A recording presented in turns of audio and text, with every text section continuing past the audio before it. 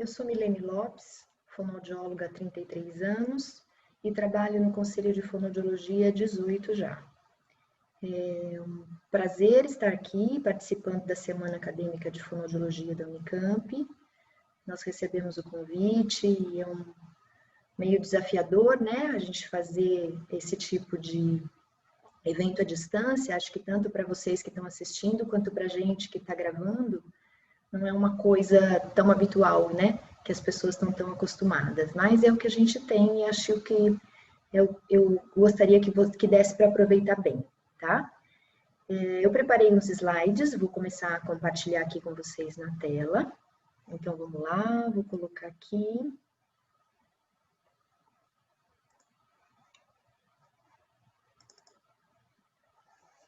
Vamos deixar aqui o slide para vocês irem acompanhando. Então, o tema que nos foi dado é este aqui: como abrir o seu próprio consultório, desde o planejamento, né, até a execução. É um tema um tanto desafiador, né, no meio da pandemia.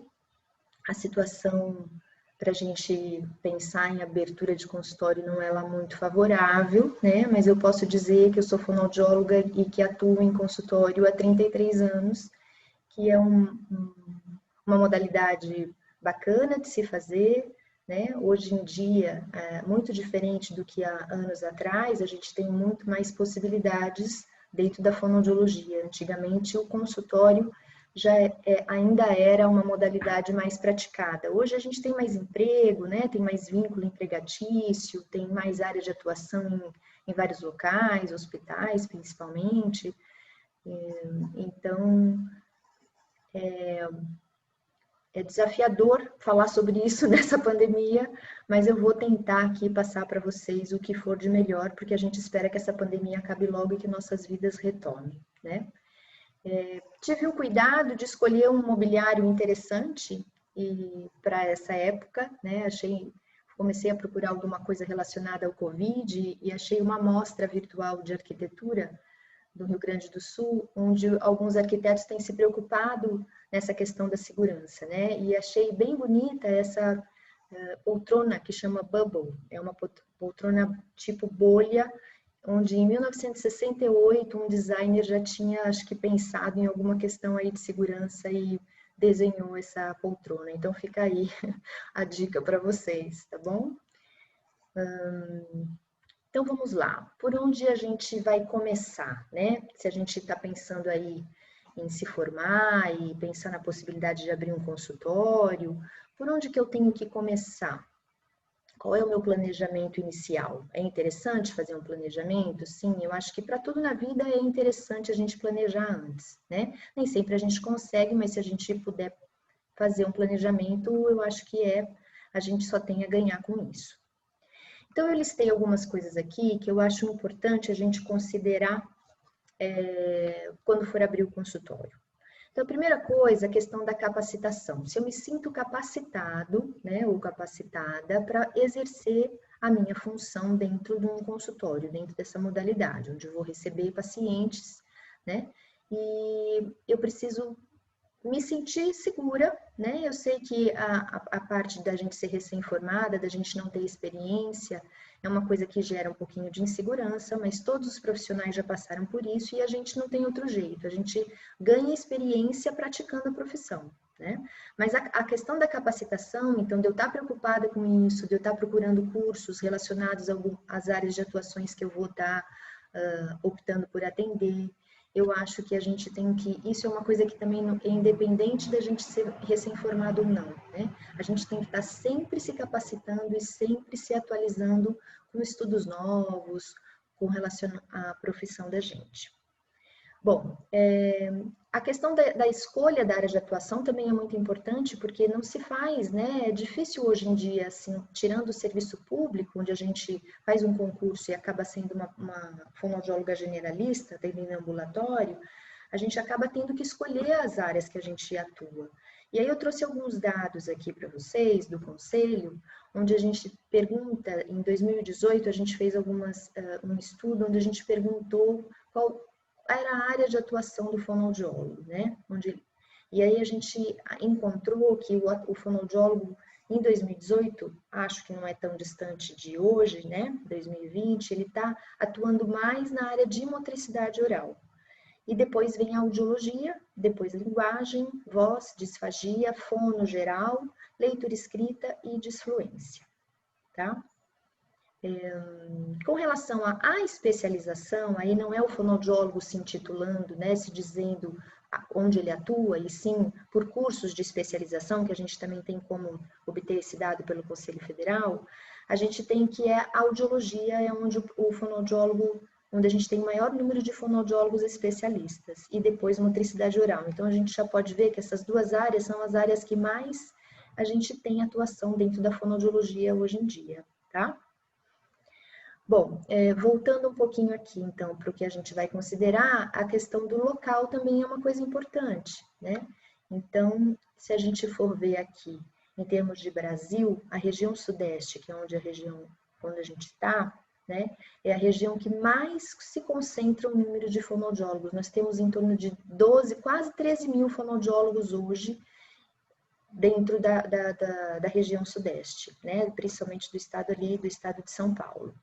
Então, assim, se a gente também for querer, de repente, considerar a questão da oferta e procura, a gente também não sabe se a gente tem esse número de profissionais, porque também tem uma população maior aí, né, nesse sentido, mas com certeza tem áreas, tem locais norte do Brasil que tem uma defasagem de profissionais. Então, também tem quem tiver essa disponibilidade, né, de estar viajando, de estar mudando de estado para áreas que tem menos fonoaudiólogos, eu acho que pode também considerar aí essa questão, tá?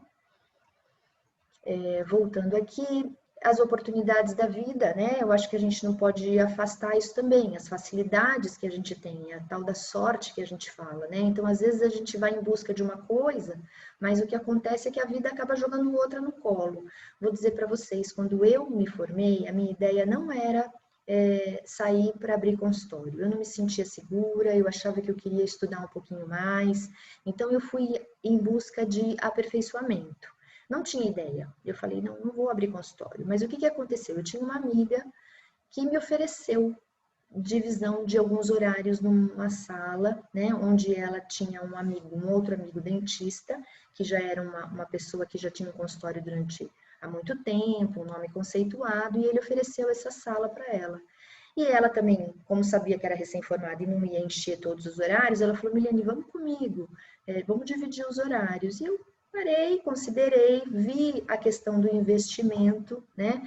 Porque também a gente precisa ponderar, então, e ver aluguel, né? A questão dos gastos que você vai ter no consultório, então, para você mobiliar, dependendo da área de atuação, os equipamentos que você vai ter, então, se você for fazer áudio, você vai gastar mais, porque você vai precisar de equipamentos, né, que custam mais caro, ou se for fazer voz, hoje em dia você tem também softwares, né, não só na área de voz, mas acho que em outras áreas a gente tem muitas coisas aí que a gente tem que ponderar e ver o investimento também que a gente vai fazer na hora dessa decisão, tá?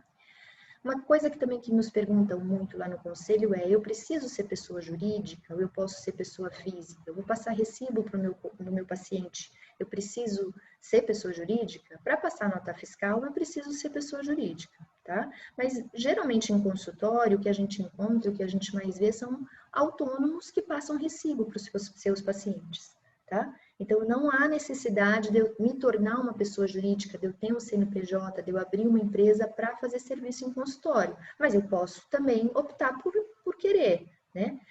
E aí vem a questão dos planos de saúde, que eu também, quando abro um consultório, vou ter que pesar. Vou atender particular, vou atender plano de saúde, e hoje em dia a gente sabe que alguns planos de saúde só aceitam o credenciamento de profissionais que sejam empresa, que sejam pessoa jurídica. Então, às vezes, a gente acaba indo abrir uma pessoa jurídica por causa dessas exigências, tá? E a gente vai pesar ali e vai ver. O que eu acho importante considerar na questão de plano de saúde? A gente tem que considerar a escolha desse plano de saúde. Se é um plano de saúde bom, né? Principalmente com relação à remuneração profissional, porque o que a gente vê hoje em dia é que tem alguns convênios que remuneram muito pouco, né? Então, assim, a gente não pode acabar aceitando isso para fazer um movimento de pacientes para a gente, onde a gente vai acabar diminuindo o número de terapia ou diminuindo a qualidade desse atendimento. Isso nunca pode acontecer, tá?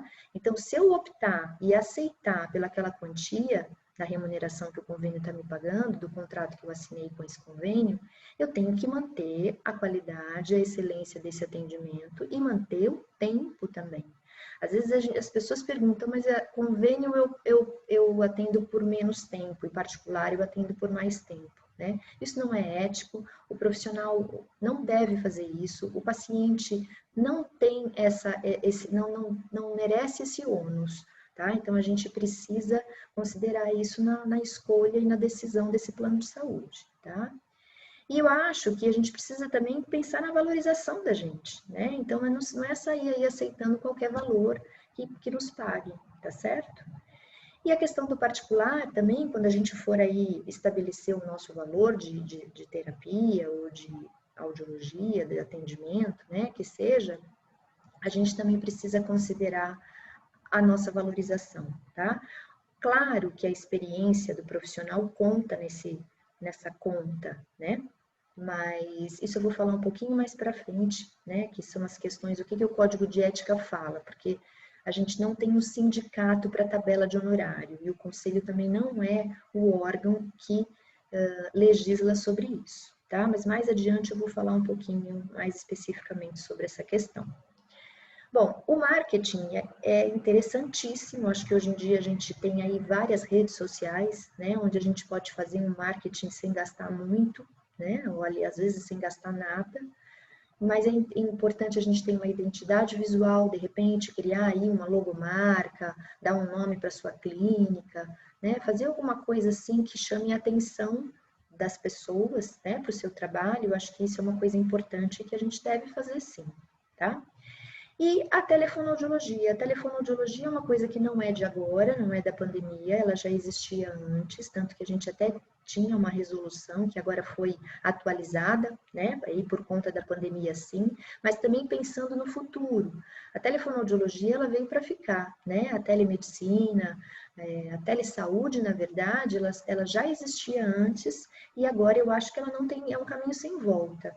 Nós começamos a experimentar mais dessa modalidade de atendimento e a gente viu que ela dá certo, né? Mediante a vida hoje corrida das pessoas, falta de tempo, trânsito, a gente sabe que isso ajuda muito e o paciente pode também optar por essa modalidade de atendimento. E eu posso estar lá no meu consultório, no meu ambiente, né, atendendo o meu paciente à distância, tá? Até porque para fazer a telefonoaudiologia, eu vou precisar ter um endereço físico, eu preciso mostrar para esse paciente que eu estou fisicamente instalada em um lugar, tá?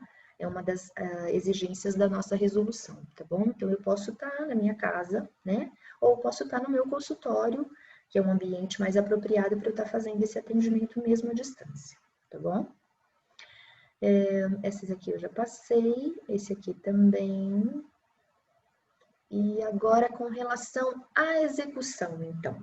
Eu decidi, eu já considerei, eu já planejei, então agora eu vou executar, eu vou abrir o meu consultório. O que eu preciso, qual é a papelada que eu preciso, né? O que muitas pessoas perguntam, qual é a burocracia disso tudo? Então, primeira coisa que eu preciso ter para eu atuar, e aí não só em consultório, para eu atuar na fonoaudiologia ou em qualquer profissão, né? É ter a minha carteira e a minha cédula profissional, tá? Isso está estabelecido pela Lei 6965, que é a lei que regulamenta a fonoaudiologia, e ela diz lá que eu só posso exercer a profissão se eu estiver portando a minha carteira profissional, tá?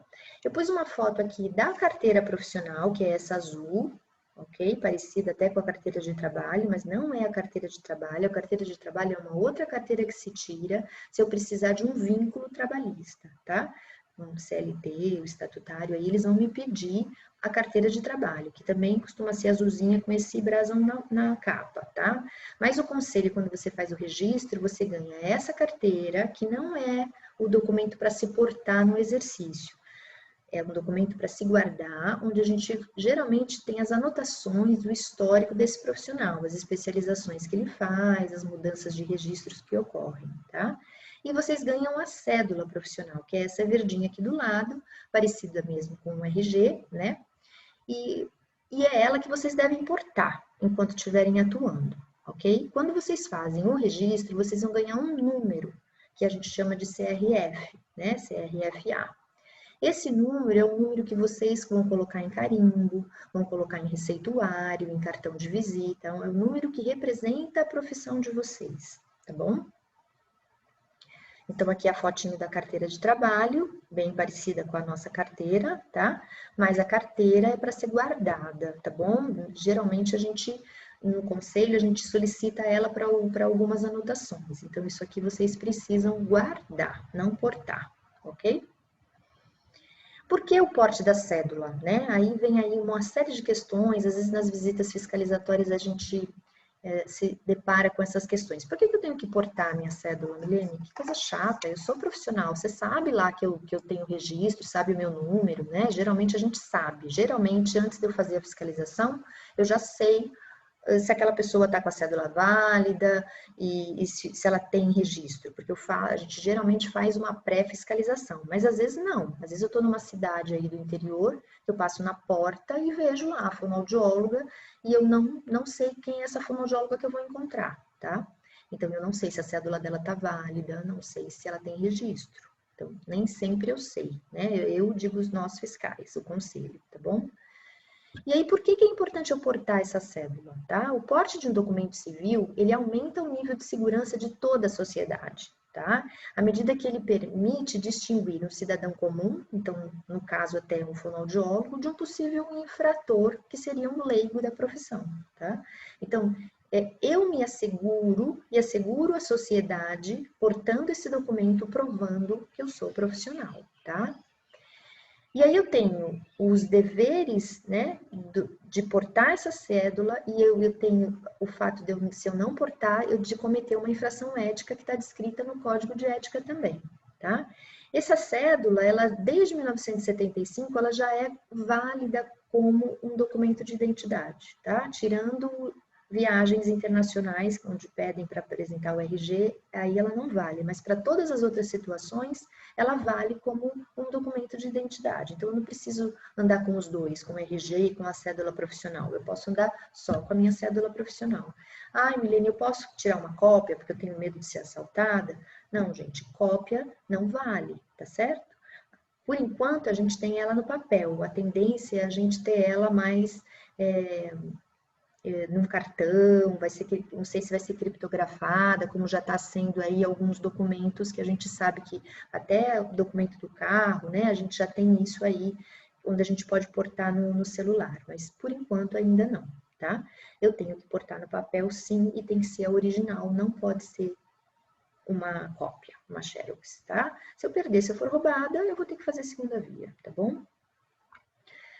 E tem a questão aí da resolução, que é praticamente recente. Eu, que tenho bastante tempo de formada, a gente não tinha essa questão da revalidação a cada 5 anos, mas isso agora, de uns 5 anos mais ou menos para cá, a gente precisa revalidar a cédula a cada 5 anos. Ela tem um tempo de validade, tá? Então, é bom vocês ficarem atentos a isso também.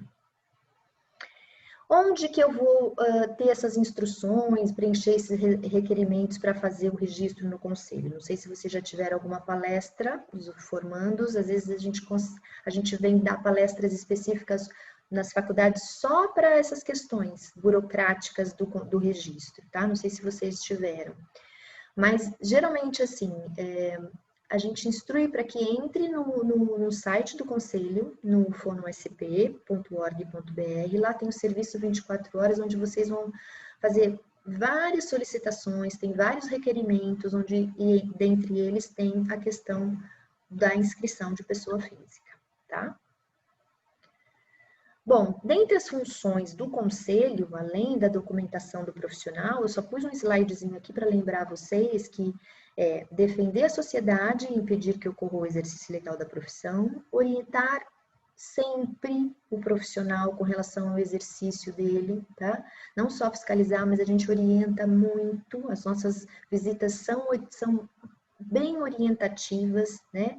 E também mesmo estando lá no conselho, não só em visita, a gente tem canais de telefone, e-mail, presencial para orientação também de qualquer dúvida que vocês tenham, tá? Com relação à prática profissional, à prática da forma ética, como deve ocorrer, ok? Nós temos que fazer cumprir os dispostos em leis, não só leis de dentro dos conselhos, mas também da sociedade de maneira geral. Então, a gente tem leis nacionais, leis teste da orelhinha, teste da linguinha, onde a gente também contribui para essa fiscalização, tá? E tem o julgamento de infração e aplicação de penalidade, se precisar, ok? Com relação a sindicatos, eu sempre gosto de trazer as duas funções, porque as pessoas fazem muita confusão entre uma coisa e outra, tá? Conselho é fiscalização do exercício profissional. Sindicato é negociação com relação a questões trabalhistas. Então, honorários, piso salarial, qualquer direito trabalhista do funcionário, é sindicato que lida, é ele que tem a competência para legislar e negociar sobre isso, não é o conselho. Tá? Infelizmente. E mais infelizmente ainda, o Estado de São Paulo não tem atualmente um sindicato para isso. Então, não temos tabela de honorários, apesar de que o Conselho está até fazendo um estudo, a nossa região está até fazendo um estudo aí com a GV para ver se consegue uma tabela de referência para ajudar, porque a gente sabe que faz falta, tá? Faz falta na questão do quanto cobrar, né? Quanto que eu tenho que cobrar pelo meu serviço? Então, o que o Código de Ética fala para ajudar um pouquinho vocês nesse sentido? É bom, interessante, dependendo do bairro, dependendo da cidade, porque isso varia muito, né? A vida em São Paulo, na capital, é diferente da vida numa cidade do interior. Então, os valores de vida e os valores de terapia, os valores de procedimentos fonoaudiológicos vão ser diferentes também. Então, é interessante a gente ver quais são os honorários praticados por aquela minha categoria ali, naquela minha região. Fazer uma pesquisa mesmo, sabe, de mercado ali, para eu não estar fora, nem muito abaixo, nem muito acima, ok? A titulação e a experiência do profissional também deve ser considerada, tá? E o custo operacional daquele meu serviço também, ok? Eu tenho que pesar ali meus cursos de atualização, a minha secretária, o meu aluguel, né? A minha luz.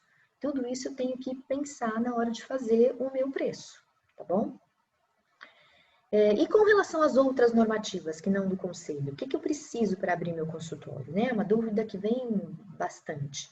Bom, eu preciso ir na prefeitura, né, do meu município, fazer o cadastro de contribuinte imobiliário, que é o alvará de funcionamento.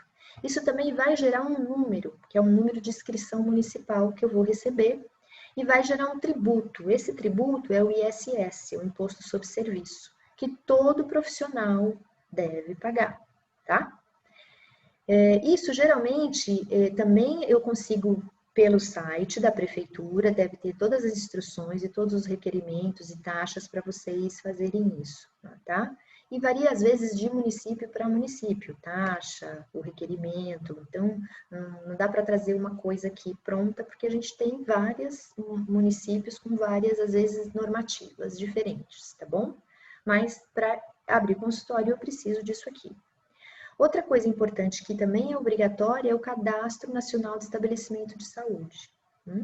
Isso é um cadastro que mais ou menos não é tão recente assim, mas é uma coisa que eu, por exemplo, quando me formei não tinha, não precisava disso. Hoje em dia precisa. Então, quem trabalha em ambiente de saúde precisa lá entrar no site do CNES e fazer o seu cadastro por endereço, especialidade, tudo direitinho. E isso também gera um número. Ah, menina, é importante ter o CNES? Principalmente se eu for me credenciar alguns convênios, tá? Os convênios estão pedindo, exigindo esse CNES, ok? Então, é interessante, até porque eu me posiciono dentro desses estabelecimentos, né, desse cadastro. É importante eu, como profissional, fazer parte desse cadastro, tá? E é um cadastro e é um site aberto que a gente pode entrar e fazer pesquisa de qualquer cidade, de qualquer município. Se eu quiser encaminhar um paciente, se eu quiser ter dado sobre algum outro profissional da saúde, eu tenho no CNES, ok? E uma coisa que é opcional, mas que eu também aconselho, é o INSS, né, gente? Então, assim, a gente está aí começando a trabalhar, né? E é importante pensar lá na frente nos meus benefícios, na minha aposentadoria. Então, é interessante a partir do momento que eu começar a receber o meu salário, que eu começar a ganhar sobre a minha profissão, que eu pague um imposto para futuramente recolher algum benefício lá na frente, tá bom? Isso também vocês precisam se informar lá no site do meu INSS, tá? Tem um site que é facilzinho de entrar, vocês se cadastram e tem todas as instruções para isso também, tá bom? E aí a escolha também do pagamento, do quanto vai pagar, isso é uma coisa que cada um é que vai ver o quanto está disposto a ir começar contribuindo. Começa contribuindo um pouquinho, vai ganhando um pouquinho mais, aumenta a contribuição e assim vai, tá? Se eu tiver um vínculo empregatício, aí eu não tenho necessidade disso, porque aí o vínculo ele vai pagar essa parte para mim. Eu não preciso ter pagar esse seguro, tá bom? Bom, e aí pensando que a vida é movimento, porque é mesmo, né? A vida da gente está sempre mudando e graças a Deus eu posso mudar de endereço, eu posso ter uma proposta de trabalho, eu espero que vocês tenham várias propostas de trabalho interessantes em vários locais, em várias modalidades. Eu posso até trocar de profissão, né? Então, assim, o que eu preciso fazer se essas coisas acontecerem na minha vida? Eu preciso atualizar os meus cadastros em todos esses órgãos também, tá? Então, por exemplo, eu parei de atuar, eu arrumei um emprego, né? Eu vou fechar o consultório, eu tenho que dar baixa nesse ISS, tá? Eu não preciso continuar pagando. Senão vai ficar gerando ali um ônus, tá? E as pessoas, é o que eu falo, a gente não adivinha quando vocês movimentam a vida. Mesma coisa o conselho. Eu mudei de consultório, eu tenho lá, entro no site do 24 horas e mudo meu endereço, ok? Eu vou parar a profissão por um tempo porque eu resolvi fazer bolo e quero fazer outra coisa da vida, dá baixa no registro, tá? Para de ficar contribuindo e a gente precisa saber que vocês pararam, porque senão essas anuidades, esses impostos, eles ficam vindo sem que se a gente não avisar, tá? Se eu mudar de jurisdição, então se eu sair da minha segunda região, que é o estado de São Paulo, e for trabalhar em outro estado, se eu mudar totalmente, eu tenho que transferir o meu registro, ou eu posso, se eu estiver trabalhando nas duas regiões, fazer o meu registro secundário. Tá? Tudo isso a gente orienta conforme o movimento da vida de vocês, tá bom? Só não esqueçam que vocês são agora um cidadão que vive em sociedade, que tem vínculos e que então precisa aí permanentemente estar atualizando esses vínculos, tá bom?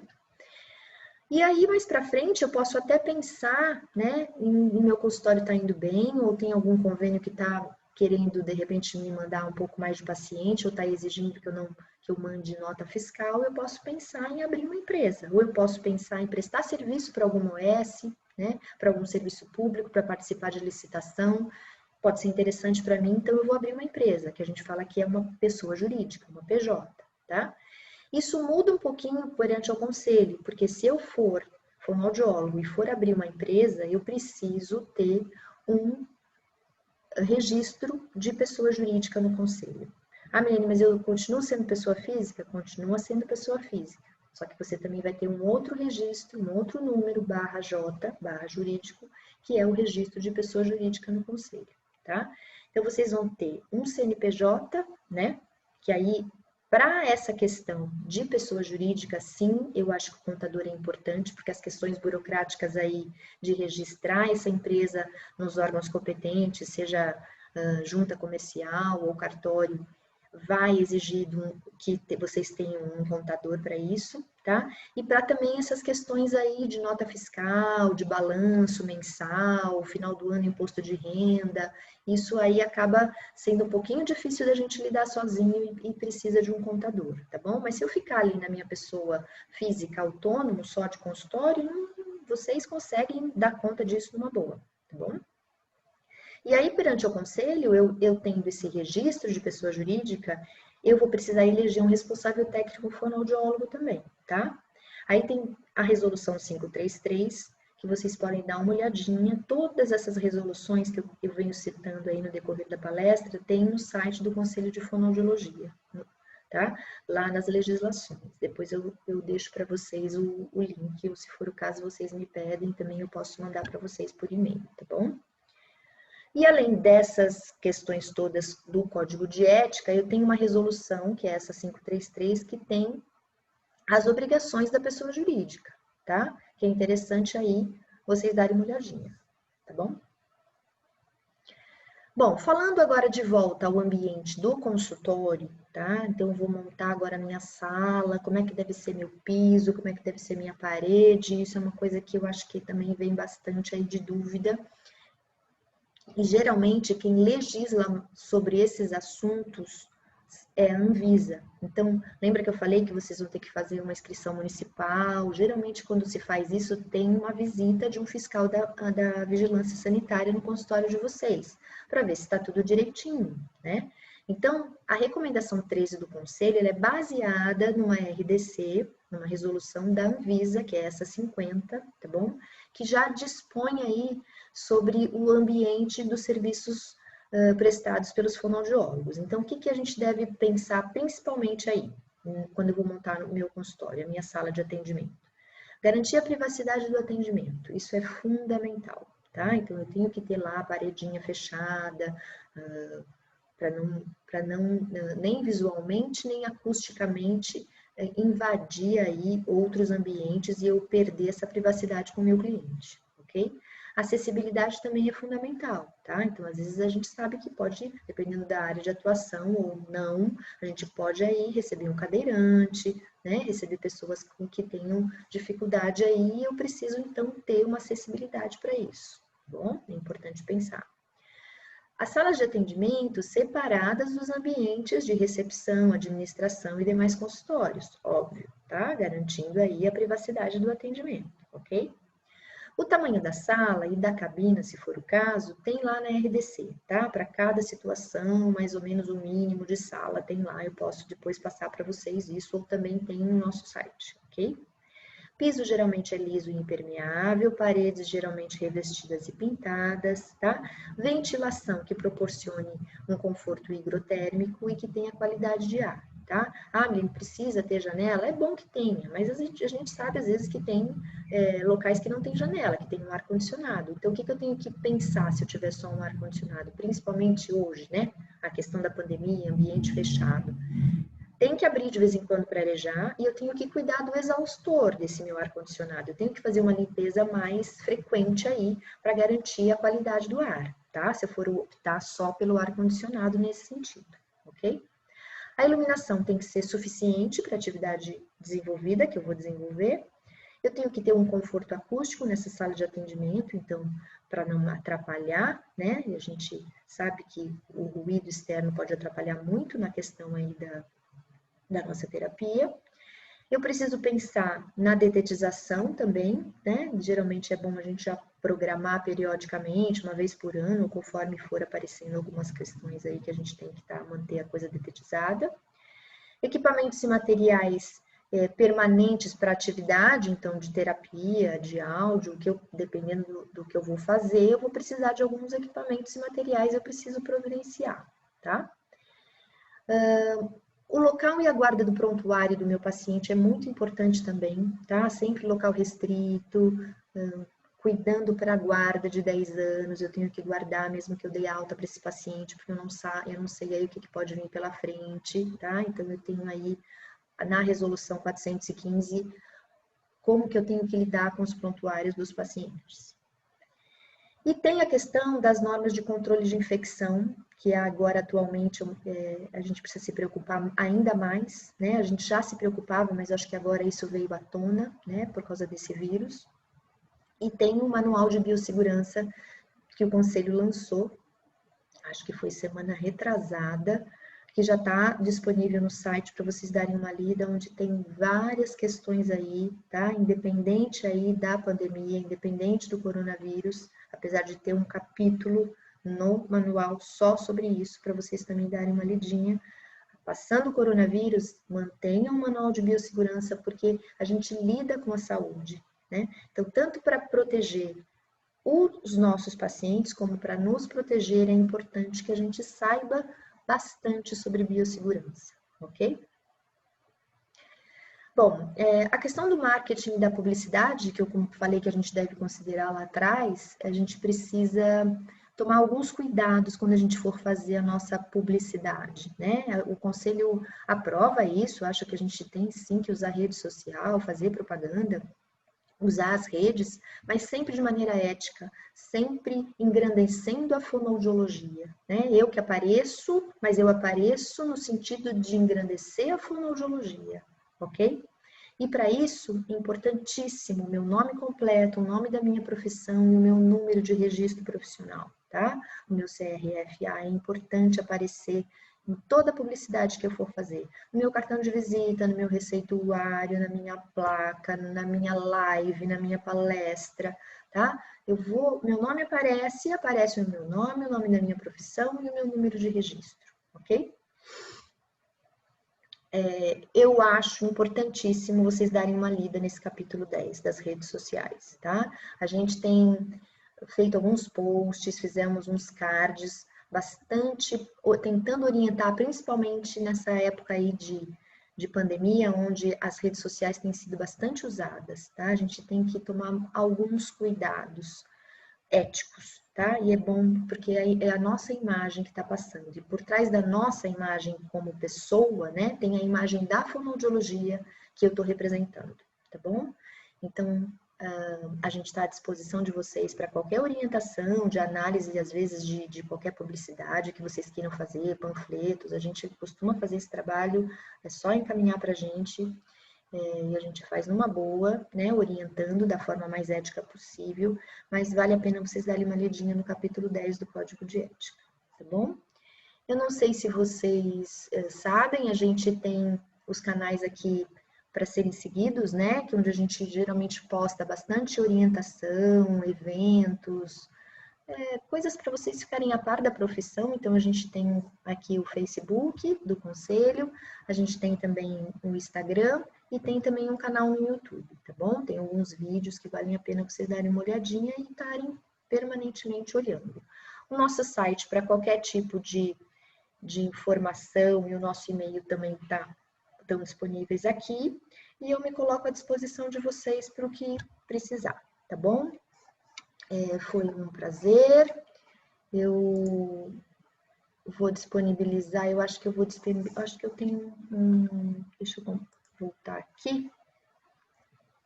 Eu acho que eu tenho o meu e-mail aqui também. Ó, tá vendo, gente? Agora foi indo tudo bem até agora. Agora eu não consigo. Bom, o meu e-mail é fiscalizaçãosantos@fonosp.org.br, tá? Ou vocês mandem também ali no info@fonosp.org.br, que também que elas me direcionam se for o caso, tá bom? Foi desafiante, espero que vocês tenham aproveitado e qualquer dúvida que queiram me encaminhar por e-mail, fiquem à vontade. E o conselho está à disposição de vocês, de portas abertas, para o que vocês precisarem, tá bom? Um abraço a todos.